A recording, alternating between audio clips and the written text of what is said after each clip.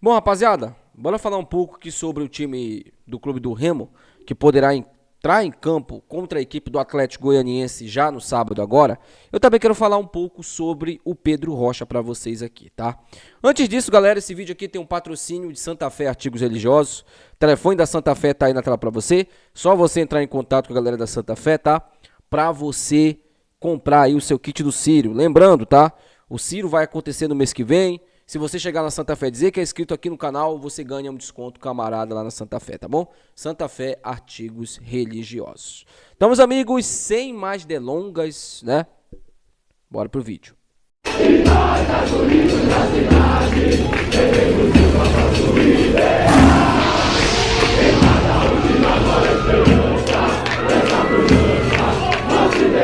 Primeiramente, bora falar sobre o time do Clube do Remo que poderá entrar em campo contra a equipe do Atlético Goianiense.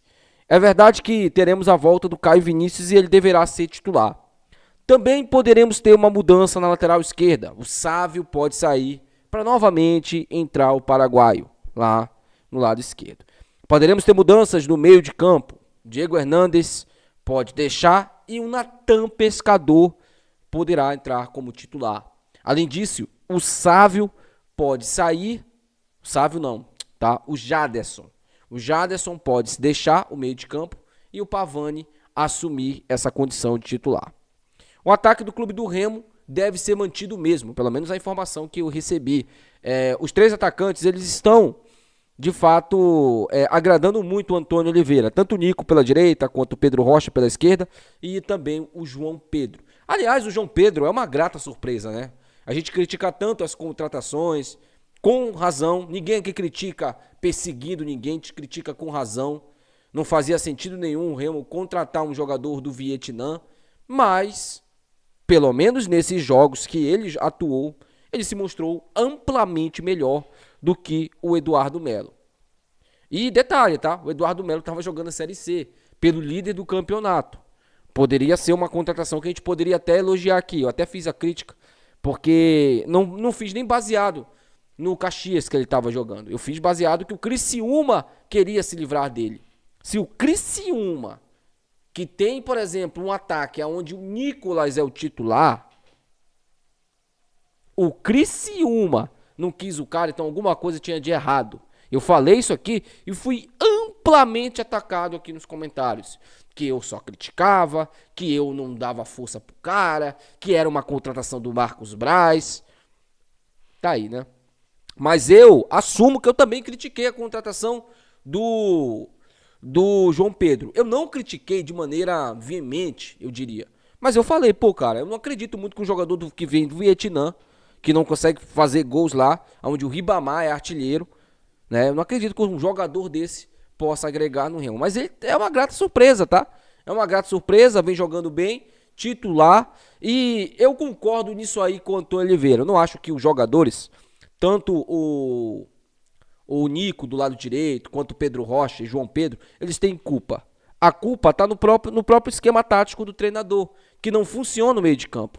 O meio de campo do Remo não abastece os atacantes. A bola não chega com qualidade pro Nico, a bola não chega com qualidade pro Pedro Rocha e muito menos pro centroavante João Pedro. A gente viu quando sobrou uma bola para ele, ele mandou um foguete de esquerda, quase mete um golaço contra o Vila Nova, nas duas únicas chances que o Remo teve. Então, se a gente for parar para pensar aqui, né, isso também vai muito do esquema tático do treinador. Por falar em Vila Nova, em equipes goianas, né? Vamos aqui falar um pouquinho sobre o retrospecto do Clube do Remo nessa temporada contra os times goianos. Mas antes disso, se você ainda não fechou seu pacote TV, tá passando aqui na tela para você o telefone do Gabriel, entre em contato com ele, tá? Primeiro comentário fixado também, tá o WhatsApp dele lá. Tem desconto para quem é inscrito no canal, mas tem que chegar lá dizendo que é inscrito aqui no canal. Também esse vídeo tem um patrocínio JP Montador de Imóveis. Se você está procurando um profissional dessa área, entre em contato com o JP, o telefone dele tá passando aí na tela para você. Também esse vídeo tem um patrocínio de Ed Ótica. Se você está procurando as melhores lentes e armações do mercado, Ed Ótica, preço especial. E também, meu amigo, S-Tembra, telefone da S-Tembra passando aqui na tela para você também, tá bom? Bom, falando agora aqui sobre o retrospecto. O Clube do Remo enfrentou as equipes de Goiânia, né, de Goiás, 4 vezes. 2 vezes o Vila, 1 vez o Goiás e 1 vez o Atlético Goianiense. O Remo venceu um jogo e empatou os outros 3. Detalhe, os outros 3 jogos que o clube do Remo empatou foi jogando fora de casa. O Remo agora tem mais 2 jogos contra equipes goianas.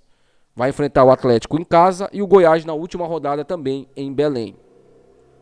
Desses jogos, se você for parar para pensar e relembrar, o Remo só jogou mal uma partida, que foi justamente contra a equipe do Vila, esse último jogo agora. Esse último jogo agora o Remo não jogou nada, né? Nem merecia o empate. Mas empatou, né? Um empate culposo. Futebol é isso mesmo. A gente jogou bem contra o Criciúma e não ganhamos, então faz parte também. Mas o Remo, por exemplo, contra o Goiás, teve inúmeras chances para fazer 2, 3-1 e perdeu. O Remo contra o Atlético Goianiense lá em Goiânia, lá no Acioli, foi operado por uma das piores arbitragens que eu vi na minha vida. O cara dá uma falta daquela ali, é até um crime para ele nunca mais apitar jogo nenhum, nem jogo de várzea, tá? O juiz conseguiu, junto com o VAR, anular aquele gol legítimo do Remo. O Remo empatou, tomou um empate no finalzinho contra a equipe do Atlético Goianiense. E contra o Goiás, né? Contra o Vila Nova, em Belém, atuando em Belém, o clube do Remo venceu por 2-0, talvez até a partida mais fácil que o Remo teve contra os goianos. A verdade é a seguinte, o Remo, historicamente, contra os 3 de Goiânia, o Remo tem um retrospecto muito bom, tá? Empatou agora com o Vila aí, tá empatado tudo, né? Até o número de gols. Mas, por exemplo, contra o Atlético Goianiense, o Remo tem mais vitórias. Contra o Goiás, o Remo tem mais vitórias. E agora, no estádio Bampará Bainão, o Remo tem a condição de vencer mais uma vez um adversário do futebol goiano. O Remo, na minha opinião, é favorito para esse jogo. Joga em casa, pega um time intermediário, que apesar de ter vencido o último jogo, mas é um time ainda que não empolga, é um time que não mostra para a torcida do Atlético Goianiense que eles vão evoluir no campeonato, muito pelo contrário, eles devem continuar ali no meio da tabela, né? Mas se o clube do Remo quiser mesmo voltar para a briga do acesso, tem que vencer esse jogo. Não tem outra eu diria, condição, a não ser vencer esse jogo. Bom, galera, antes de encerrar o vídeo, quero falar um pouco sobre o Pedro Rocha, né? Ontem eu fiz um vídeo aqui falando sobre propostas, inclusive uma possível saída dele. Saída mesmo até o final do ano, eu acredito que, assim como eu falei ontem, eu acho que ele não vai sair. Mas tem um detalhe. Eu estava conversando com uma pessoa e ela me falou o seguinte, Wene, o Pedro Rocha, naquela janela, ele recebeu pelo menos uma proposta por semana. Ou pelo menos uma sondagem por semana. Proposta de fato para o clube interessado ali, falando, Remo, a gente quer levar o Pedro Rocha. Não houve.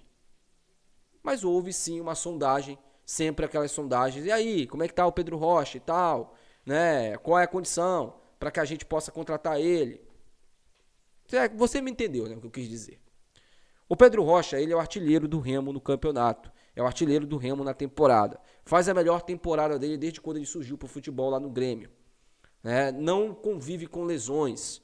Teve uma lesãozinha ali que ele ficou um pouco tempo parado, mas tá recuperado. O Pedro Rocha se sente muito bem e vem jogando muito bem. Um detalhe é muito interessante pro final do ano, tá? O Pedro Rocha, ele gosta muito do Remo. Ele gosta muito do Remo. Pessoas próximas dele já falaram que ele quer ficar aqui no ano que vem. Só que há um detalhe muito interessante. O Pedro Rocha fica no Remo pro ano que vem se o Remo subir para a Série A. Ponto. Eu acho que isso aí não vai se discutir.